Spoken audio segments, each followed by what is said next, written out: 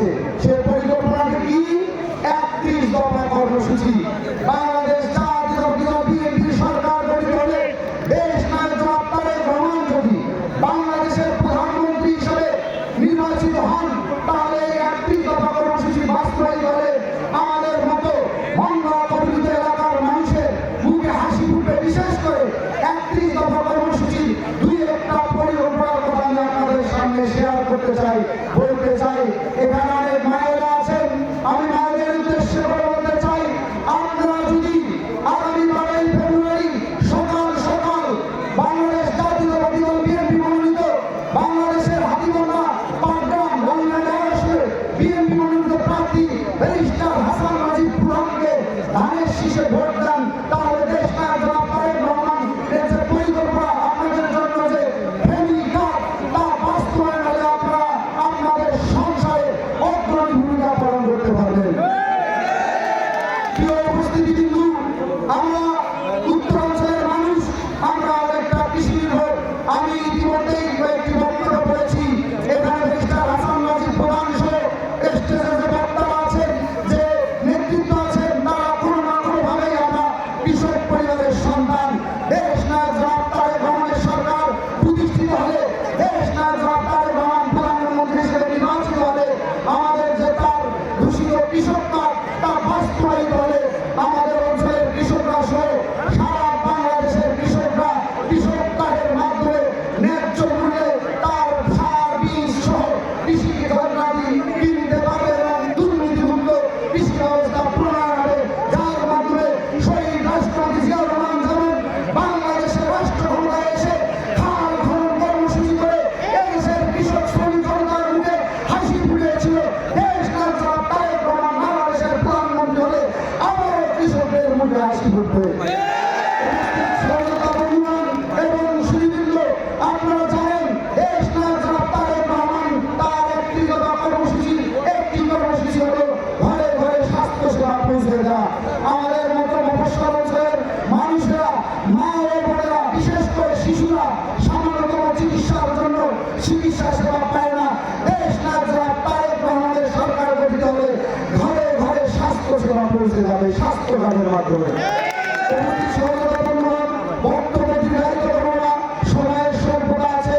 আমরা বিশ্বাস করতে চাই, বাংলাদেশ জাতীয়তাবাদী দল বিএনপি যখনই রাষ্ট্র ক্ষমতায় আসীন ছিল, তখনই এই দেশের ধর্ম বর্ণ নির্বিশেষে সকল ধর্মের সকল বর্ণের মানুষ মন খুলে স্বাধীনভাবে কথা বলতে পেরেছে, মন খুলে স্বাধীনভাবে তার ধর্মীয় রীতিনীতি অনুযায়ী ধর্মীয় ভাবপ্রবৃত্তি বজায় রাখে, তার ধর্মকর্ম পালন করে বাংলাদেশকে সাম্প্রদায়িক সম্প্রীতির দেশ হিসেবে প্রতিষ্ঠিত করেছে।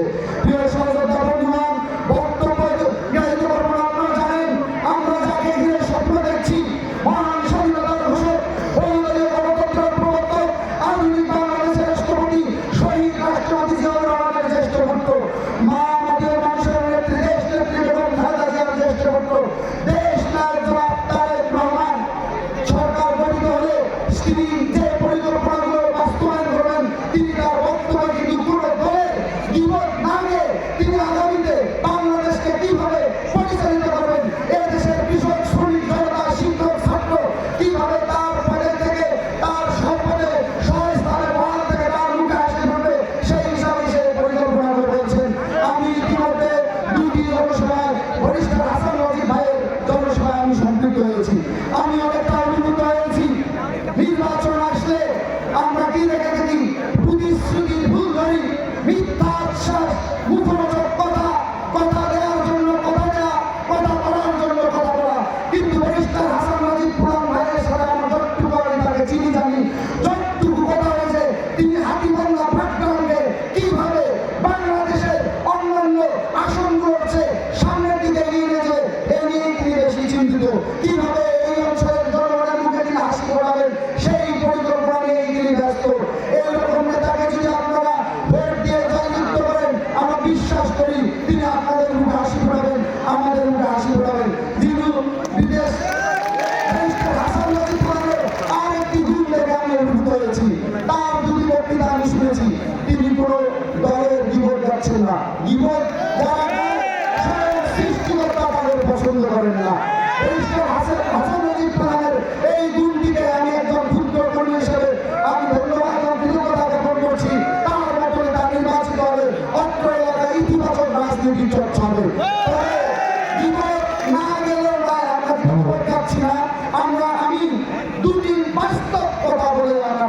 শেষ করব।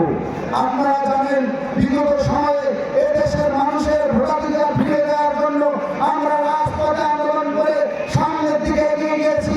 তখন আরেকটি দল, যে দলটিকে আমরা গুপ্ত সংগঠন বলে অভিহিত করি। আপনারা যদি, আমি স্টেজের এখানে দাঁড়িয়ে আছি, আমি গণেশ চন্দ্র রায় সাহস, ঢাকা বিশ্ববিদ্যালয়ের ছাত্রদলের সভাপতি, আমি যদি এখানে বলি রোজা আর পূজা এক, আপনারা কি মানবেন? আমি যদি বলি দাঁড়িপাল্লায় ভোট দিলে জান্নাতে যাওয়া যাবে, আমরা কি, আপনারা কি এটা মানবেন? আমি যদি এখানে বলি যে দাঁড়িপাল্লার বাইরে ভোট দিলে মানুষ দৌড়ে যাবে, এটাকে আপনারা মানবেন? আপনারা হয়তো জানেন পার্শ্ববর্তী আমাদের একটি জেলা রংপুর 4 আসনের একজন এমপি ক্যান্ডিডেট, তিনি একদল 11 দলীয় উপজোটের একজন সদস্য ছিলেন, একটা দল নাই, এখন 10 দলীয় উপজোট। এই উপজোট থেকে জামায়াত ইসলামের সে প্রার্থী ছিল, সম্ভাব্য প্রার্থী ছিল। তিনি অপর একটি জুলাই আন্দোলনের একজন আমাদের সহযোদ্ধা, তাকে স্যাক্রিফাইস করেছে। তিনি বক্তৃতায় এইরকম প্রকাশ্যের মধ্যে কি করেছে জানেন? তার স্যাক্রিফাইস নাকি হযরত ইব্রাহিমের কুরবানির চেয়ে অনেক বড় কুরবানি। এটা বলে এই মুনাফিক দল আমাদের ধর্ম বর্ণ নির্বিশেষে আমরা সবাই মিলেমিশে কিন্তু আমরা এই দেশে বসবাস করি। আমরা একটি সাম্প্রদায়িক সম্প্রীতির দেশ। এই মুনাফিক দল এইরকম ভুল ভাল বলে ধর্মের অপব্যাখ্যা দিয়ে আপনারা আমাদের সবাইকে বিভ্রান্ত করছে। আমরা বিশ্বাস করি বক্তব্যের শেষে আমি শুধু এটুকুই বলবো, দেশ নায়ক জনাব তারেক রহমানের সরকার গঠিত হবে। এদেশের হিন্দু, এদেশের মুসলিম, এদেশের বৌদ্ধ, এদেশের খ্রিস্টান, যে যার যার ধর্ম তার ধর্মীয় রীতি অনুযায়ী পালন করবে, তার ধর্মীয় ভাব গণ্ডিত অনুযায়ী সে পালন করবে। আমরা দেখেছি আবহমান কাল ধরে বাংলাদেশ সৃষ্টির পূর্ব থেকে এরপর পর্যন্ত এদেশের হিন্দু, মুসলিম, বৌদ্ধ, খ্রিস্টান সবাই মিলেমিশে বসবাস করে। এবং হিন্দু বাড়িতে যখন হিন্দুদের পূজা পার্বণ হয়, তার যে বন্ধু বান্ধব মুসলিম সম্প্রদায়ের আছে তাকে কিন্তু দাওয়াত করে, এবং সেই মুসলিম বন্ধুটি তার ধর্মীয় ভাব গাম্ভীর্য বজায় রেখে সেই হিন্দু বন্ধুটির দাওয়াত কবুল করে, গ্রহণ করে।